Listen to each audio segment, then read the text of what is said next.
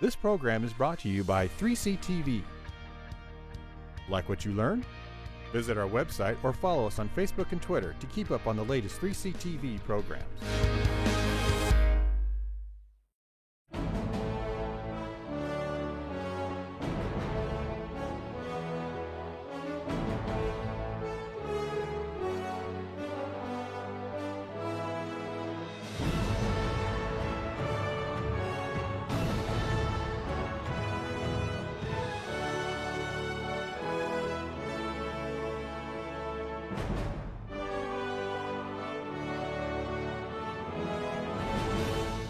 One of the student veterans who had been there for about a year, he had some past kind of struggles as far as coming in with basic skills, not doing as well, but actually then starting to do better once he started getting some extra support. So he was in on the organizing committee. And then we also had one of the other staff members, Ezekiel Hall, who's actually in the audience there. So he's actually one of the certified officers in the Veterans Center at IVC. So these were the questions that we started asking ourselves. So when we started asking ourselves these questions, the first thing we want to look at is, well, what does the traditional orientation kind of consist of right now? Number one, me being a counselor, I feel like I can say this, but orientations were basically faculty-led, staff-led a lot of times, and it was really just this. It was very lecture style. And there's a lot of different ways to do orientations. I understand that. Community colleges do a very different type of orientation than even the Cal States, UCs, or private schools. And sometimes at the private universities, or universities in general, they have a whole week of orientation. But when you're talking about community college, a lot of time it's usually about a 2-hour session where we're bringing students in and we're introducing them to the college. And now more and more with technology, I ask probably right now how many of you have online orientations, and probably everyone would raise their hand, to where for the most part, we don't even offer in-person orientations. Most of that is done online. So that's even taking away even more from kind of the student and faculty or staff direct contact right from the get-go. And that might be fine for some of those more traditional college students. Fresh from high school, they've been hearing all about college for a long time. Great, yeah, I know the routine, I need to come in, grab my classes, but even they could probably use some extra help. But those type of traditional orientations work well with that population. But does it work with the veterans population? And that was really what we were trying to figure out, and we really decided that no, it doesn't. Because we need to be a little bit more hands-on. We need to have a different approach when it comes to this. So that was one thing we were looking at. And then also, of course, lecture style we talked about. And then really orientations weren't advisement. Orientations are more just kind of covering intro type things to the college. Where do you find the cafeteria? Where's the counseling center? Where is EOPS? Where is financial aid? Important items, don't get me wrong. But at the same time, is that the true focus and need of this population walking in the door? So that's where we got to. What would be the best approach for our student veterans? So when we start looking at that, we now asked ourselves those questions. Is this the best fit? Well, what is an orientation currently? And we looked at that. And then we started saying, well, what is needed in an actual veterans orientation? And that's where we came up with some of the building blocks for the orientation. So one of the things that we needed to do was figure out, well, what are the veterans bringing in? Number one, if any of you work with veterans, you know that they're a very unique population, and they're different from the standpoint of, number one, almost all of them are very hands-on. They're very physical with the material that they want to know about, that they need to learn. So that was one thing. And when we talk about an orientation traditionally being something that's sit for 2 hours and let me tell you all about everything you need to know, that goes pretty much against anything and everything that they probably need. And if you know anything about learning styles or learning techniques, almost, I would say close to 70% of the veterans that I work with when we start doing college success, study skills, they're all kinesthetic learners for the most part. Hands-on, need to be physical, need to touch the material. So if you put someone like that in a chair and tell them to sit there and listen for 2 hours, you almost certainly are going to lose them in all of about 20 minutes. So we knew right on, early on, that that was one thing we couldn't do. We had to get in, We had to meet, welcome, and we had to get out of that room. What we were going to do, I don't know, but we could not be in that room if we were going to be successful. We needed to get them hands-on interactive. So biggest issue, and that's honestly what we titled this, is coming from the military, the battlefield, wherever it is they were, into not only college life, but just back to civilian life. Everything from the simple aspects of, hey, I wake up and I don't have anything to do except go to class. So what time do I do that? I have to, I think the statistic is something like about 46% of veterans are married. So you're talking about family life too now. So these are not our traditional students for the most part. They're coming back. They have husbands and wives. A lot of times they have kids. I think the statistic on that's like 43% have children. So they have a family life that they're coming back to. So they have to reintegrate not only to civilian and family life, but now we're telling them to basically come back to college. And when you look at the veterans population too, another thing that we noticed right away with the students that we were working with is not that the veterans are not smart. Veterans are smart. But why they went into the military a lot of times was because they did not have the support, or at the point when they left, the academic preparedness to go into college. So now you take someone who maybe was not as strong academically in a traditional high school, you remove them from 4, 6, 8 years, and now you're putting them back into the community college setting or just college setting in general. That's where you start talking about, not only do we have to worry about all these transitions, but we actually have to start talking about just basic understanding of how to do college. So that was one of the things that we knew early on that we have to start addressing and hitting rather quickly. Because if we got these students in the door, threw them in a bunch of classes, did not support them, that's where that turnaround was going to be quick to where they were going to go find something else to do. And unfortunately, we see that a lot of times. And it's usually two different things. It's usually right into the workforce, try to figure out something to do, or it was actually re-enlisting and going back into the military, which is another thing we saw a lot of also. So we needed to make sure we connected them right away to the support services they needed, and also made sure they understood what it is they needed to be successful. So that was a big thing. And then right there, adults with life experience. And that's the thing, a lot of times when I'm working with students and they're at the point of transferring or writing personal statements, one of the biggest things is, well, I don't do club work, I don't do this, all these other students got these things to talk about. Right away I'm like, you have more life experience than almost any other college student here. That is what you need to focus on.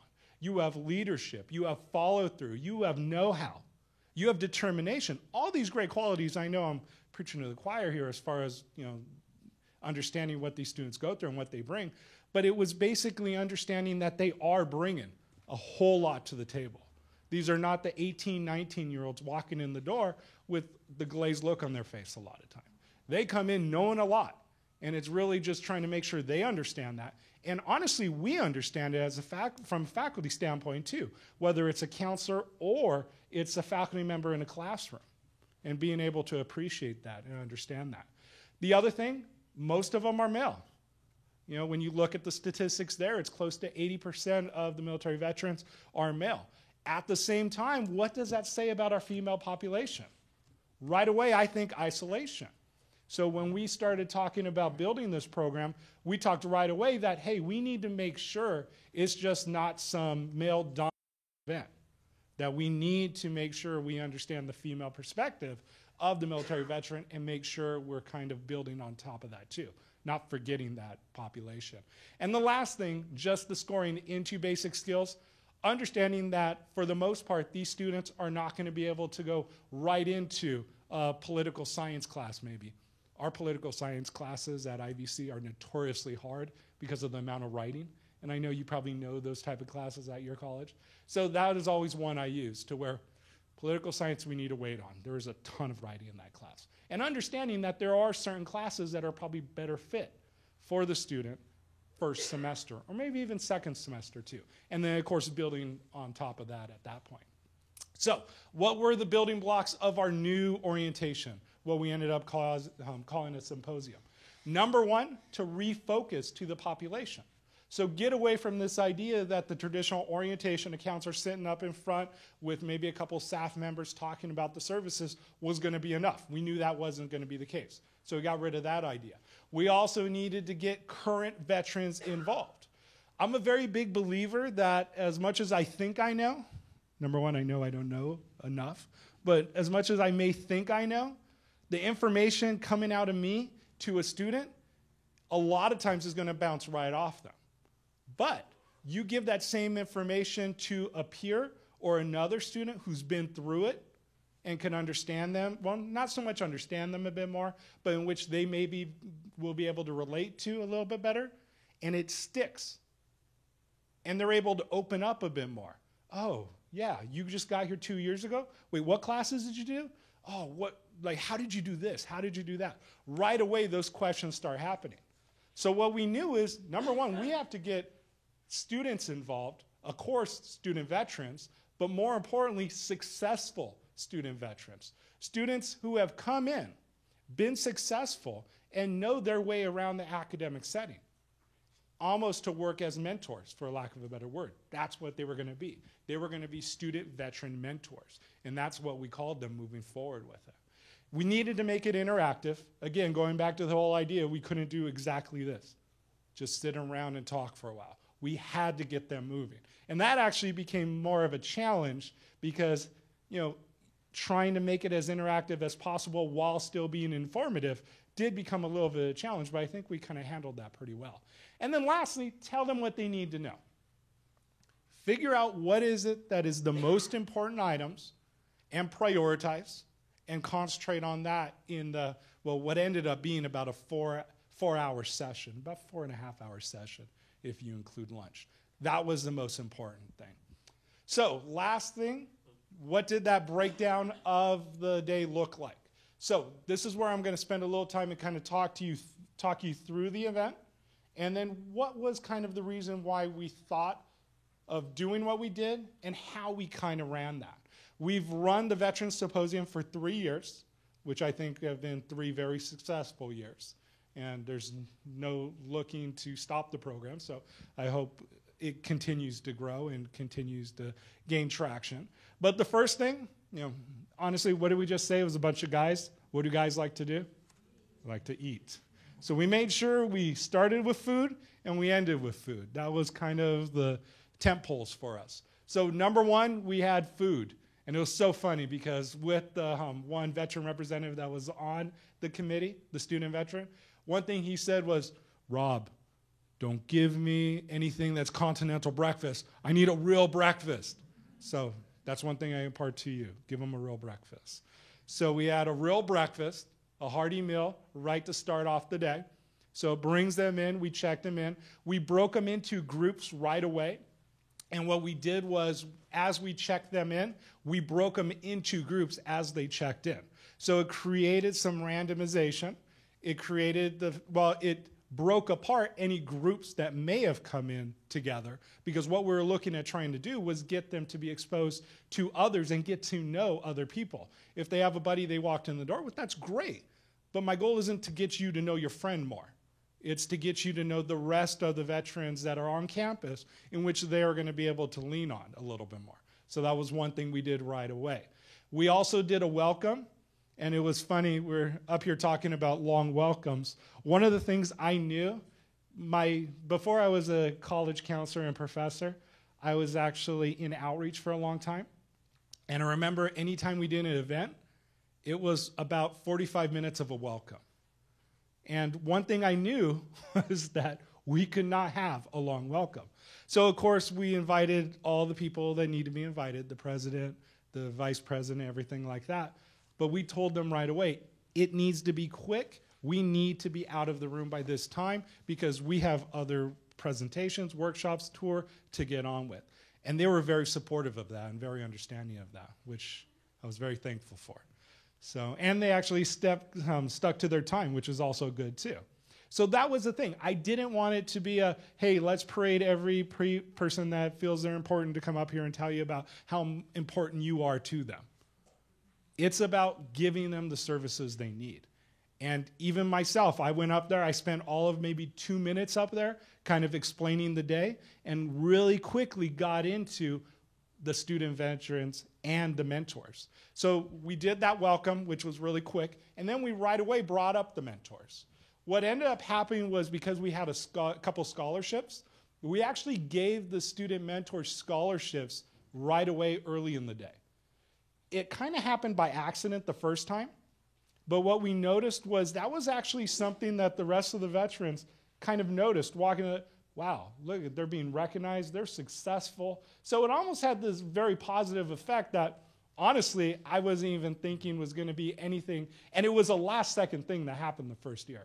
It's like, oh, we got these scholarships, let's give it to these students so that way, you know, for helping out and really taking a big effort to put this together. And it worked out great. So that was actually really successful. So we did it the next 2 years too, kind of giving them scholarships there. With the Meet the mentors came up, they gave their experience, kind of where they were, what they were doing, what they plan on doing, and really kind of talked about some of their struggles walking in the door. Each one spoke for about 10 minutes and really just kind of gave an overview of who they were. And that was the Meeting the Mentors, to where they actually got to see all the mentors and understand each one of them and where they were coming from. That these were the leaders on campus for the most part when it came to the student veterans. And then at that point, what we did was we broke them off into their groups. So the student mentor would walk out the door with their group, and this was our team building time. So what we did was we basically gave them about 20 minutes. We gave them some activities to do, but really it was getting to know one another, making sure they understood who they were with, not only their mentor, but now understanding who the peers are in their group, where they're coming from. And right away, of course, connections started happening.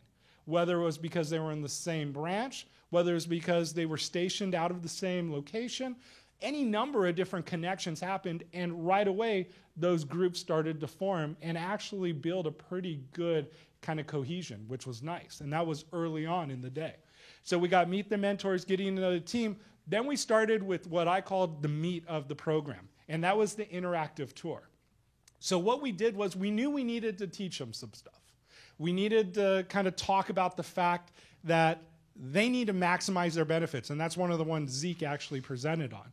So one of the talks was maximizing their benefits.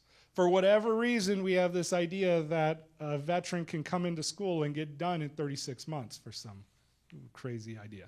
So number one, we got to get across to them that you're probably not going to be done or close to done in 36 months. So how do we maximize those benefits? So that whole session was just dedicated to, number one, getting paid, but number two, making sure you continue to get paid. And that's really what we focused on, to everything from what forms to fill out, what you need to do, but also looking long term, depending on what you want to do, how is it we're going to make sure to really maximize the amount of money that you're getting for school? So that was one presentation we did. And this was actually in the course of one big tour. What we did was we put a couple of workshops in different locations. We had EOPS, financial aid, DSPS still speaking, but what we did was we went to them and they gave 5-minute presentations and kind of toured their center, and then we moved on to the next spot. So we had these kind of quick hit presentations, and then we had more of the longer presentations, which one of them was, like I was saying, the maximizing your funds. The other one was actually college success. And this is where we brought in a Vietnam vet who's in our PE program. And he was, from the beginning, somebody that wanted to be really involved. He said that he wanted to do his own session, and one of the ideas we had in having him help us was, well, you know what we need to know, well, not we, what the students need to know is how to be successful in a classroom. From a faculty perspective, when you're up there lecturing and you're looking at your students, what is it that you expect? But number two, how do things get portrayed from a faculty member standpoint as how the student is reacting? So we wanted them to understand that because obviously they had not been in a classroom in a long time, but also they had probably not been in a college classroom in a very long time, if ever. So that was one of the focuses. What we did was we put him into a classroom. He started talking, and almost automatically this presentation changed, and we changed it from that point forward to where it was almost more of a roundtable, to where he gave his perspective of when he got out of the military, he went to school, and how he was doing okay for a long time. And then right before he went into his master's program, he talked about this break that he had. It was kind of a psychological break. And it was a lot of everything that was coming back, PTSD type symptoms, to him at that time. After he was being very successful at the point of undergrad and getting a bachelor's degree, but right at the point of going on to get his master's degree and how he struggled through that. At that point, almost every single veteran opened up and talked about some of their experiences. This was supposed to be about a 20-minute presentation. We right away extended it to 40 because we saw what was happening, and that was something we didn't want to break up. And also extended that for each incarnation thereon as far as the other symposiums went. And what it did was right away allow the veterans to understand there's a faculty member that understands me. There's a faculty member that has been through some of the things I'm going through right now. And even as the counselor, the students open up to me a lot, and we have a lot of discussions. But to the point to where it got in that room with each session, it was pretty mind-blowing in the way the students were just opened up, and how they just expressed kind of their, what was going on, what were some of the concerns, and it was really meaningful. That alone made the whole day, just that presentation. So if you're going to do something like this, you need to find a faculty member that will be able to connect with them that way. But that was a great part of it. So that was one part.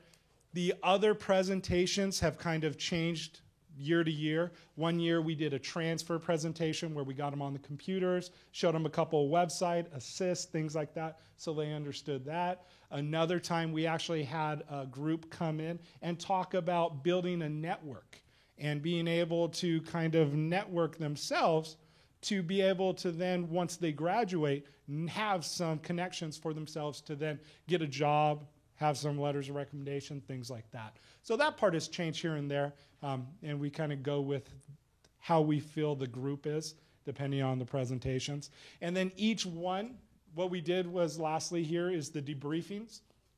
So imagine it was one long tour for about 2.5 hours, and they were just kind of making stops, presentations.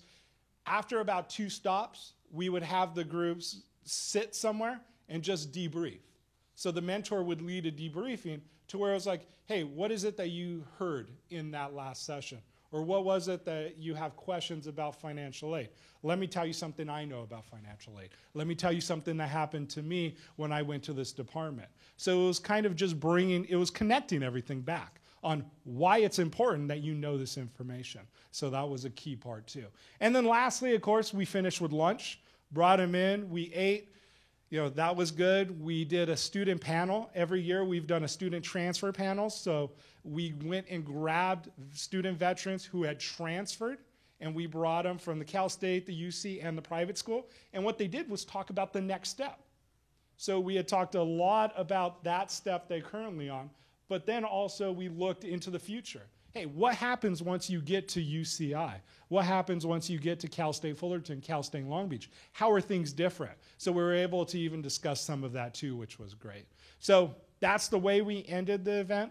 One year we even had a couple of little resource fair afterwards, but that was basically it. And I think it was a very strong program because the students walked in knowing, number one, they were cared about, but number two, I think they actually got a lot of information from it too. All right, so that's it for me. And then I'll turn it over to our next speaker, and then I know we're doing questions at the end. Okay.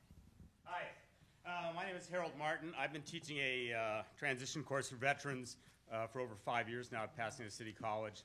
I am a veteran myself, and what I'm going to be, please read along.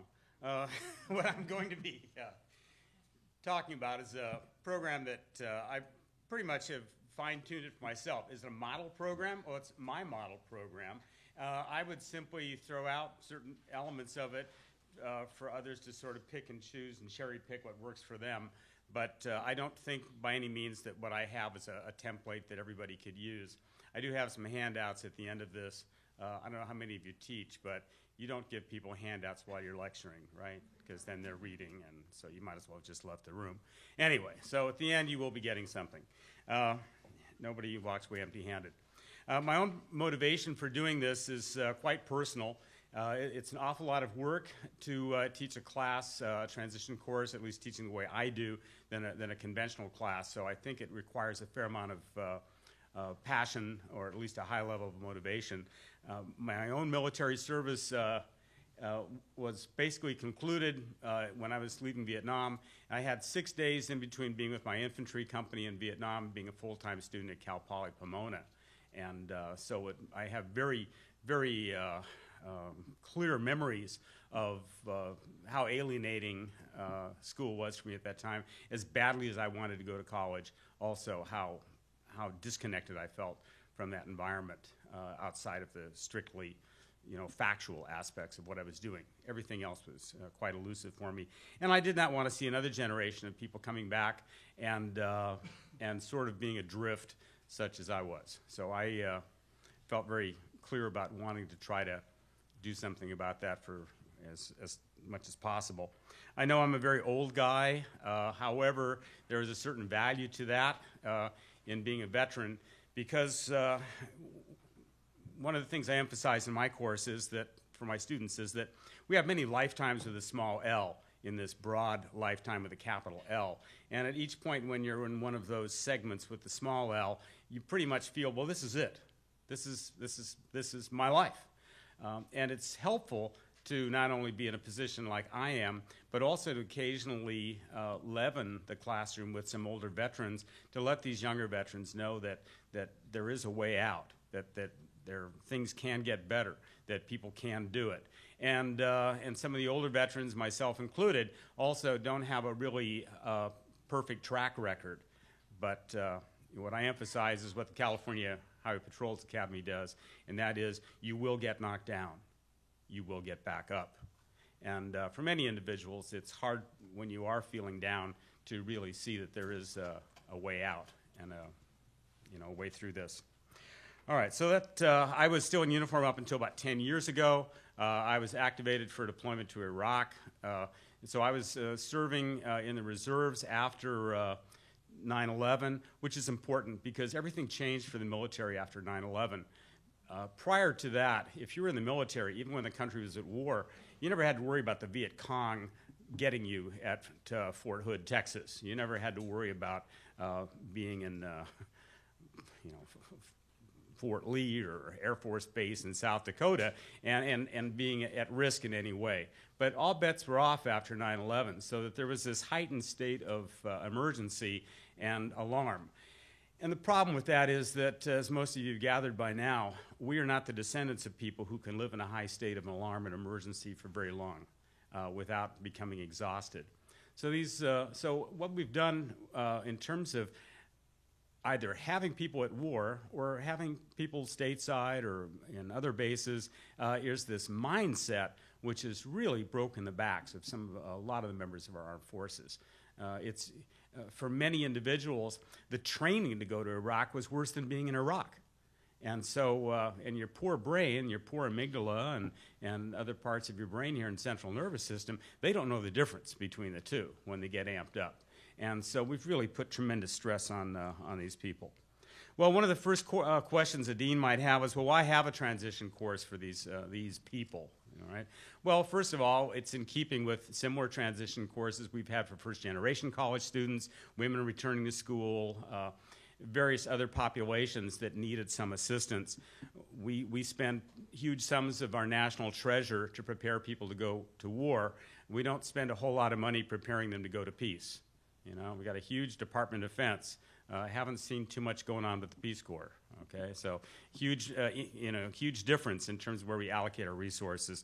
So it's reasonable, though, not to expect people to easily transition from one extreme environment to another without some kind of assistance. Well, here are some of my goals in terms of my transition class. I want to have people find the experience transformative in that they can transform some of what was positive about the military, and it will still be of use to you, but also to discard those elements of the military which, while they were very adaptive while you were in active service, will undermine you and cause you to unravel in a civilian environment if you weren't able to let go. And I make that sound very easily. There's a deep appreciation, I think, in my class in that there's a lot of therapy that's not therapeutic, and there are a lot of things that are therapeutic for a person which are not traditional therapy per se. And so a lot of what goes on in my class is quite beneficial in terms of the feedback I get. I start off my class with a number of basic assessments. I want to find out, where is my class at? What are their needs? So I can kind of triage what I'm going to be doing with the class. I don't like to pathologize veterans. As a veteran, and as a veteran with a long history of PTSD, I nevertheless detest the way veterans are characterized as having all of these problems and issues. Yes, many do. The vast majority do not. The vast majority of veterans are extremely stronger, more resilient, and more self-disciplined than they certainly were before they entered the armed forces, and much more so than their average counterparts. And this idea of turning them into poster boys and having these sessions turned over to clinical psychologists who have not been in a classroom except when they were in their doing their clinical work really rubs me the wrong way. All right, so I do a needs survey. I do want to identify, are there real problems here, and are there not? And realizing, of course, that there are a lot of problems and symptoms that, besides the classics, the stamp for these long wars is PTSD and traumatic brain injury, there's a lot more going on as well, and which is also severely impairing. The other goal is I want to demystify college. If you look at the military from any kind of a socio-cultural perspective, it is its own unique culture, its own unique subculture. And by the same token, our college environments have their own unique subculture as well. And if you go to the UC system, we're talking medieval culture, right? And a lot of the values of the military are antithetical to a college environment. And just the hierarchy and so we're seeing people who were very good at playing the game and understanding a system and suddenly starting off all over again. And so that's disconcerting, to say the least. It was, they went from an area of comfort in terms of knowing what the rules were and knowing, what not to do and what to do, to an environment where I had one student say that he found the conduct of his non-veteran fellow students, he referred to their conduct as heinous. He thought that the disrespect they showed for the professors and other ways of behaving just grated against him quite profoundly. And that's a small thing, but as we all know, it's stressors, chronic stressors, they have a cumulative effect. And so if you go throughout the day with this, it does have a larger impact than if you isolate it. So the idea here is I want to demystify college for my students so that they're comfortable with it.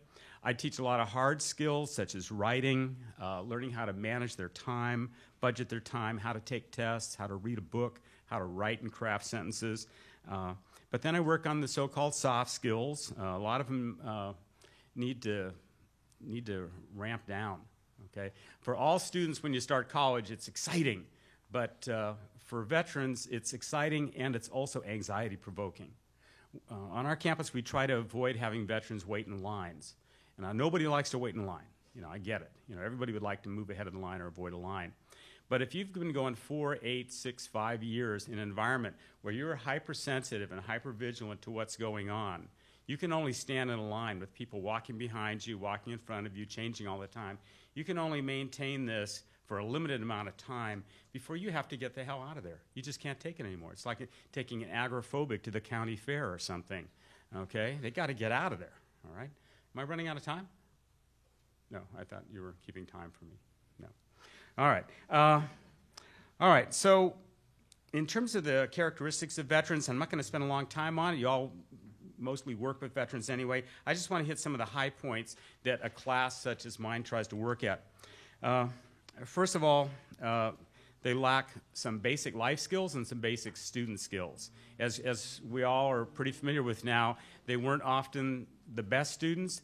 They were often the worst students in high school, but surprisingly smart. So they were smart enough to be terrible students and still get a diploma. Okay, so I give them credit for that. But a lot of it is just a skill set, and lacking those skill sets comes with a lack of confidence. I find most of my veterans with extremely high self-esteem, but it starts to get undermined by some of the areas where they feel some of those deficits.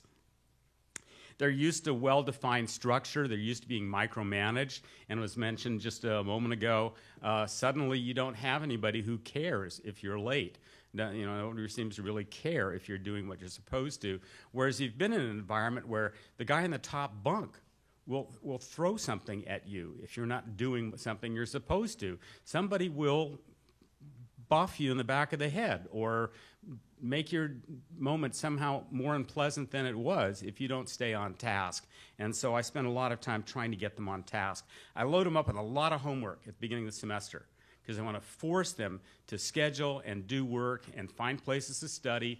And then what happens is I taper it off so that the last month they've got almost nothing left to do. Because my assumption is that with their other classes, this is where they're going to have to, where the pace is going to pick up. But I want them to get the study skills down and the time management skills down up front, and I'll write them. I'm not their commanding officer, but I am their commanding officer. No. And I'll have a student come to me. I had some old retired NCO. He says, "Oh, I don't think I can do this." And I said, "Well, you know what? I know you can do it. So you go do that." And he's like, I said, "Do it." I can get away with some of the stuff. I don't advocate it for everybody, but, I do know what kind of works, and I also know what they're used to. And they kind of don't like me at orientation anymore because they say I don't smile enough and I come across kind of gruff. And my feeling is that I'm probably coming across pretty much the way they're used to having people come across. The difficulty with so many of the interactions is that in the military, all instruction is pretty much very formulaic. It starts off with a joke.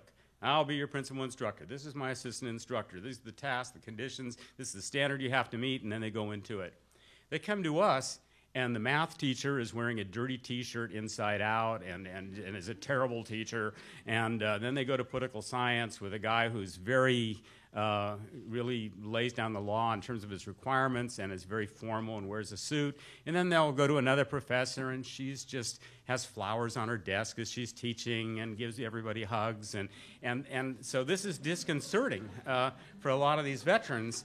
It's kind of like, where's the standard? Where's the, They're not used to changing gears. They've had a lot of instruction and training in the military, but it was unlike any of what they're seeing in our community college environments. As you might well have gathered, we can bring these bodies back, these live bodies back in 24 hours from halfway around the world. But the mindset, the emotional state, the social awareness, that is going to take a lot more than 24 hours to get back here. There is some resistance on the part of the veterans. They're very pragmatic. The number one reason given for enlisting the armed forces is to get access to higher education. So they already feel they've waited 5 years. They don't want to wait another semester for a class. They don't want to waste time. So before I decided to teach a class such as this, I wanted to make sure that it met transfer requirements, carried unit credit, would be counted toward their VA benefits. I think this is essential. If you're going to, how many people teach a class like this now? Okay, so for the rest of you, if you don't, these are some of the things that you're going to have to want to do if you're going to attract veterans into the class. No matter how good it is, they're very pragmatic. The other problem is veterans are resistant from this standpoint. They don't like to admit they have a problem. Okay. I mean, I remember when I came back from the service. I'm screwed up? I'm screwed up? No, you're screwed up, you know. And it's kind of like, I'm top of the world, right? I mean, everybody else has got problems. So the problem is that veterans are often using a very different benchmark or gold standard in terms of having a problem or not. For many veterans, having a problem means is that your jaw is missing, or you'll never have sex again, or you have a terribly debilitating tropical disease you picked up or something. So if that's your gold standard of having a problem, somebody says, well, how are you? How are things? Well, compared to that, I'm fine. Compared to a double amputee, I'm okay. I'm good to go, all right? So, but this masks the fact that they really do have some things they need work on. So there's some resistance. They're not willing to admit or fess up to it. They sometimes demand that the instructor be a veteran, and that is an unrealistic demand on their part. It's understandable, but I'd say it's unrealistic. And sometimes veterans don't want to take a class like this because they don't like having to play the vet card. They want to sort of slide in under the radar, particularly women veterans, our so-called invisible veterans, are less apt to take a course like this. Let's see, what else I want to mention. Sometimes some members of the service have had really painful experiences in the armed forces, and I don't mean painful from injuries or wounds, but in terms of other types of trauma and incidents, and so the prospect of hanging out with a bunch of other veterans can trigger memories of that are things which they would like to put behind them, and so this can be a barrier for some. And then there's just a good old-fashioned hostility, call it a testosterone, macho-driven kind of antipathy toward anything that is personal, deals with adjustment, growth, development. These are kind of like, when I tell them they're going to have to write journals in my class and do journal entries, they're immediately thinking sort of Me and My Pony book with purple ink and glitter and stuff, and I try to let them know that the point here is that almost all of our thoughts are in the form of simple sentences. And there's something very transformative when we put these simple sentences on paper. Suddenly, simple thoughts start organizing themselves. We see patterns, and people change and feel different afterward. And once they start doing it from that perspective, they realize that maybe this isn't just a girly thing or something their little sister does late at night or whatever. All right, so some of the barriers for students. I've mentioned the poor skill level in terms of basic skills, but there's a tremendous procrastination because they're no longer motivated to the extent that they were before. Many individuals are finding that they have moderate traumatic brain injury, and they don't realize it until they start to do certain types of academic pursuits, and now they hit a wall. And so this is the wake-up call for that. What does an instructor need to do? I would suggest you get some basic familiarity with the military. There are books such as The Civilian Guide to the United States Military. Sounds like a good book. Talking with veterans, I know it's very helpful for me. I had a guy doing a presentation yesterday, and he showed a picture up on the screen, and I'm looking at it, and I'll go, is that a 155 millimeter high explosive round? And he goes, yeah. And I mean, and so the context is there. One of the problems in terms of veterans connecting with civilians is not that you have to know all of the technical nomenclature and the various aspects of what everybody does. It's just that if you're in the military, there's an ease in terms of interaction. And when you leave the military and you try to talk to other people, it's like you need a 25-minute course or class in order for somebody to get the context to understand the point that you want to make or why something is funny. And by the time you get there, it seems pretty anticlimactic. And also, while you're on the way there, civilians focus on things that really aren't part of the main story, but which are fascinating to them. Well, why do you do that? Well, when you're talking to another veteran, you don't need the backstory. You don't need to, you can just go right to it, and people get it, and it's very funny. And I'm just saying this is a fact of life. If you're wondering why it's awkward sometimes and why they have trouble connecting, some of these young men and women, the only stories and only things they have to talk about are contextually military. And so how do you do that? So when I have them write resumes or letters of recommendation for themselves, I try to emphasize their need to translate and need to civilianize terms. there's a whole host of documentaries. One of the wonderful things about social media these days and technology is that you have access to get some kind of a clear image of what has been happening in the military by seeing these films. But you need to see a balanced load of these films, mix it up a little bit. All right, institutionally, your institution may create all kinds of problems in terms of a course like this, trying to get it through your C&I, curriculum instruction committees. The best recommendation, piggyback it on an existing course that you can modify the content to. If you don't have enough veterans to make the class work at your college for some reason, take a look at maybe a consortium effect of where you can get veterans from another school to come to your campus as well. That may be one possibility. Or you could broaden the enrollment and leaven it with military spouses or people whose relatives were in the military, if that works. We monitor who gets into our class. They have to get permission to get into our veterans class. So we can kind of cherry pick the people that most need the help. If we wanted to just make ourselves look good, we could just self-select and load these classes up with people who really don't need a class like this. Instead, we're looking on. I've had as many as 90% of the people in the class were all infantry veterans, either Army or Marines, and multiple tours in Iraq and Afghanistan. Makes it tougher to teach a class like that, but these are often people that need it the most. All right, I got a couple quotes for you. I know I need to wrap it up here. I understand there's a huge lunch that's going to follow the huge lunch we just had. No, I'm just kidding. Anyway, here's a couple quotes from a student of mine. It says, "Before this class, I was hoping to get a degree and be happy. After this class, I want to get more than an education and gain wisdom. I want to be the best I can now. After this class, I found a new me, a better me. Before this class, I didn't trust women because I've been known to cheat on them, so I try not to get into relationships. After this class, I'm willing to open a relationship, but with the right woman and not just a random woman." Another quote, last quote, "I fought in OIF where I lost some really close friends and have been diagnosed with PTSD. This class has given me a fresh perspective on life, the first time that I felt good and in control of my emotions again. My life has been changed forever. I found my competitiveness and will to endure to the end. These traits helped me last week when I got promoted on my civilian job. My therapist at the VA is using items from this class to help other veterans with PTSD. I'm grateful to you and my classmates. Thank you for a wonderful semester." So how do you do that? How do you make that happen in a class? How do you get something to be transformative? Well, I'll give you all a handout there, but I have writing assignments. Sometimes I have them write their own obituary. I have them, you've probably heard of the project This I Believe, and so I have them follow that format where they focus on a core positive value.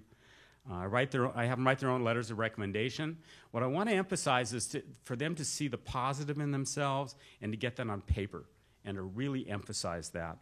I have them write a letter to the court asking for and pointing out mitigating circumstances and asking for leniency and how they should be treated. I'll have them do a map of their life's journey, where they started out and what they've set their sights on or shot their azimuth on, and where they've maybe gone astray and perhaps gotten shipwrecked from time to time or hijacked or pirates. But are they back on course now and where are they headed? I have them do a mandala. Some of them really dig that. Others of them, it's sort of like they think it's me and my pony time again, and they're very resistant, But so it's a hit or miss. I ask them to focus on a turning point in their lives. Very often it's someone that they've lost in the military or just joining the military. That is the number one turning point in their lives, of course. We also have a section on stupid questions.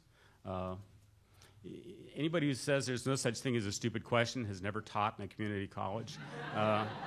Anyway, but what I do is I have them focus on the questions that veterans get that are triggers, which sort of remind them of this barrier between them and civilians or are triggers for unpleasant memories. And of course, you probably all know the number one worst question veterans get asked is if they've ever killed anyone. And but there are a lot of other questions. And so what I get them to do is I use this as an example that these questions are coming. We know they're coming. We know what they are. So the point is, you might as well prepare for them. Be ready. Be the master of your fate. Control the outcome here.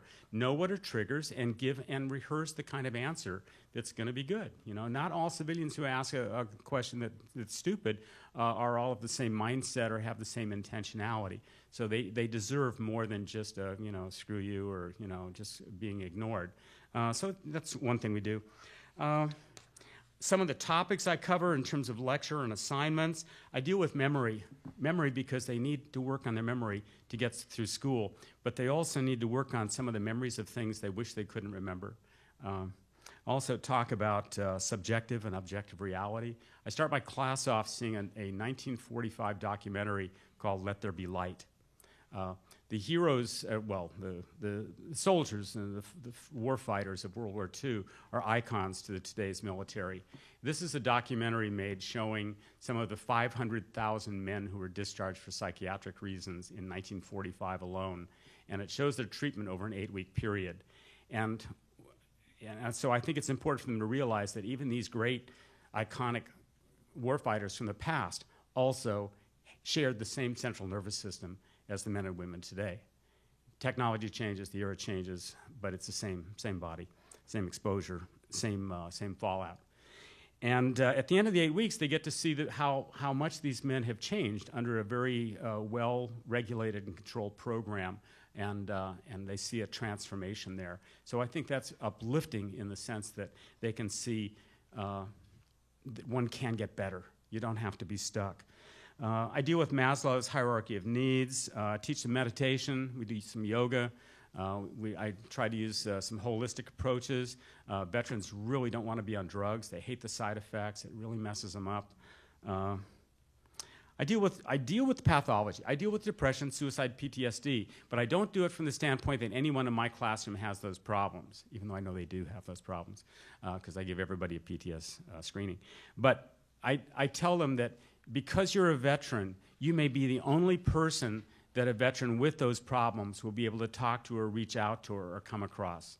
And if you're as ignorant as the average person is about these things, then we will have lost an opportunity to help somebody. And so I teach them from the standpoint that not because you've got PTSD, but because there are people out there with it or with moderate traumatic brain injury, and you need to be compassionate and sympathetic and know how to help these individuals. Because if you can't do it, then maybe nobody will be able to connect with those veterans. Talk about gender roles, differences, communication, drinking. I don't tell them to stop drinking. I try to get them to moderate and control it. The whole idea is control here. Some of them come away and say, gee, I found out I'm not drinking enough. Well, that's not the lesson I was trying to promote. We deal with grief.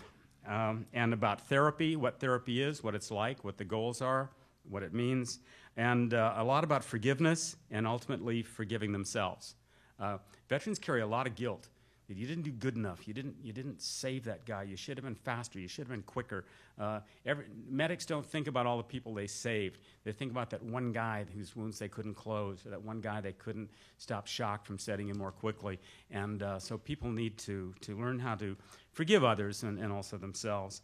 I don't know, is my time up, or is it like dinner time now or something? We have probably about 10 minutes. Okay. All right, let me just kind of wrap it up. I give a lot of diagnostics in my test, mainly because in my doctoral program I emphasize personality testing a lot. But I give them a sort of pre-test on the first day of the class, looking at their belief in themselves, emotional intelligence, self-motivation, several other domains like that. And then 4 months later, at the end of the semester, I give them the same diagnostic, and I find generally huge, significant improvement across the board. But I also give them tests on what's called locus of control, if you're familiar with that. I give them a test of stress in their lives, take a look at the stressful events and acts that are going on. A satisfaction with life scale, how happy are they? And I also let them know what the benchmarks for average college students. And also, the idea here is that we self-assessed to sort of understand where we're at, and then we apply and adapt and make changes, and we move forward. It's not just like, oh, I'm screwed up. You know, it's not a Freudian psychoanalytic kind of assessment. You know, so, okay, I hate my mother. Now what? You know, no. We use this to build on and move forward. I give them the Myers-Briggs type inventory. I like them to see that there's a pattern to their lives and other people's lives, and that we exaggerate some minor differences sometimes. And also, of course, look at their learning styles. And lastly, I think what I'll talk about is just the kinds of things that don't work. It's hard to get them on task. It's hard to get them to do the homework sometimes.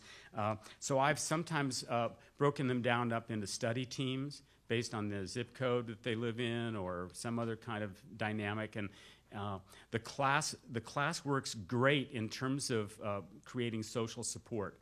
I take them on a 3-day camping trip up in the mountains, and that's great. And part of it includes a sort of giving back, where we donate time at an animal shelter. For some individuals, these connecting with animals that have been abandoned and feel broken and are lost, there's a connection there, and so it's proven very, very therapeutic. Again, like I said, there are things that you can do that are highly therapeutic, which are not in anybody's manual or whatever.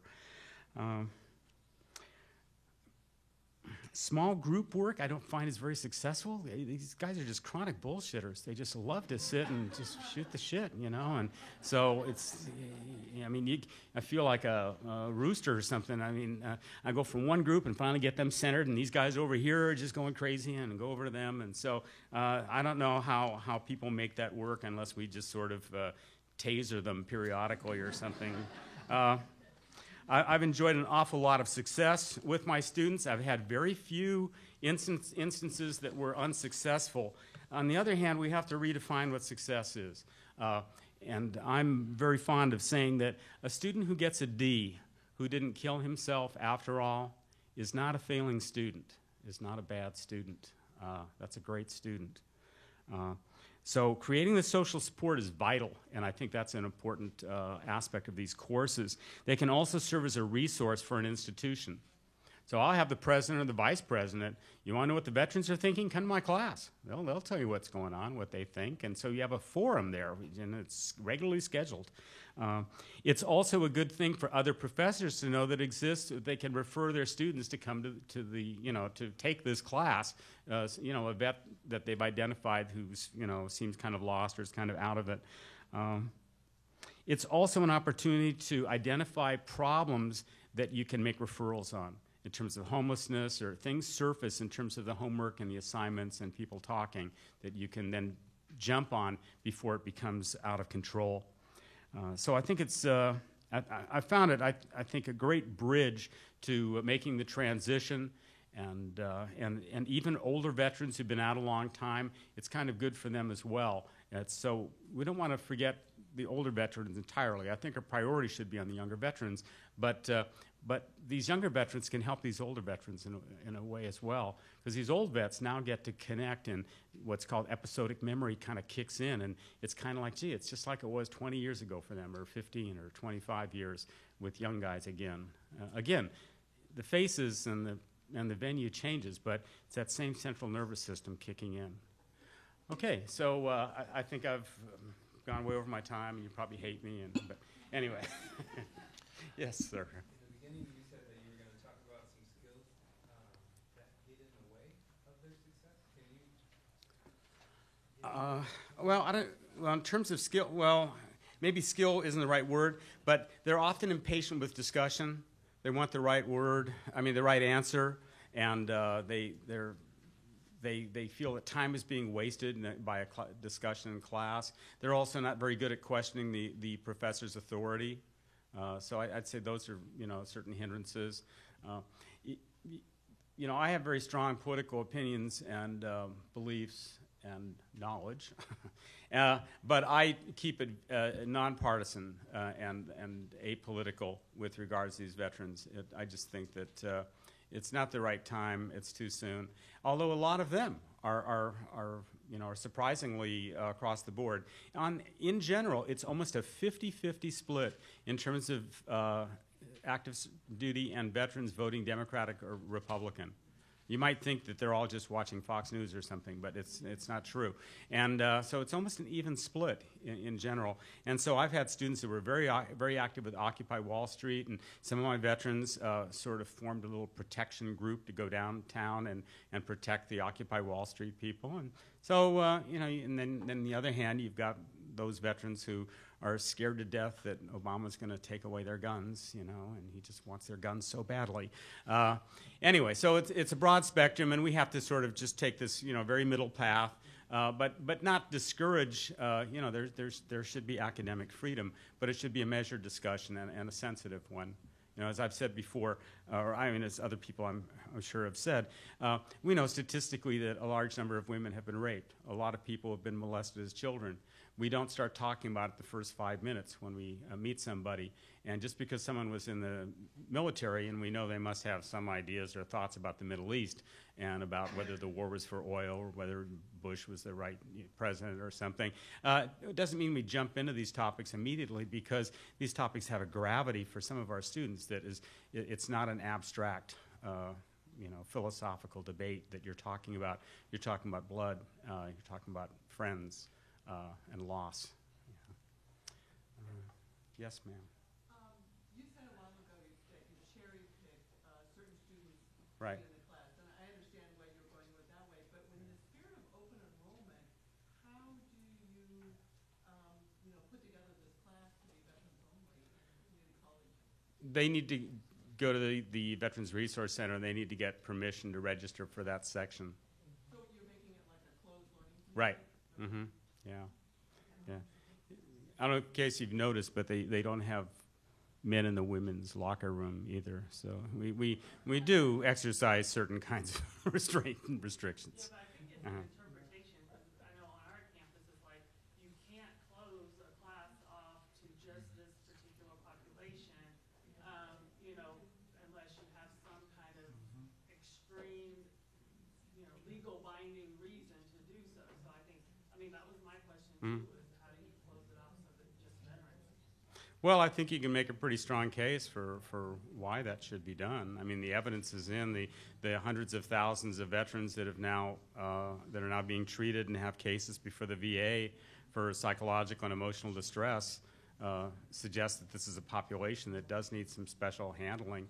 And I don't think I don't think it's the worst case scenario to maybe open up a class like this to anyone who would want to take it. But on the other hand, I think you're exacerbating a problem that you're trying to help by having them suddenly sitting down to some 18-year-old who, can't spell Iraq or whatever, or, knows nothing about some of the life stories. Yes? What is a class like this worth to a veteran?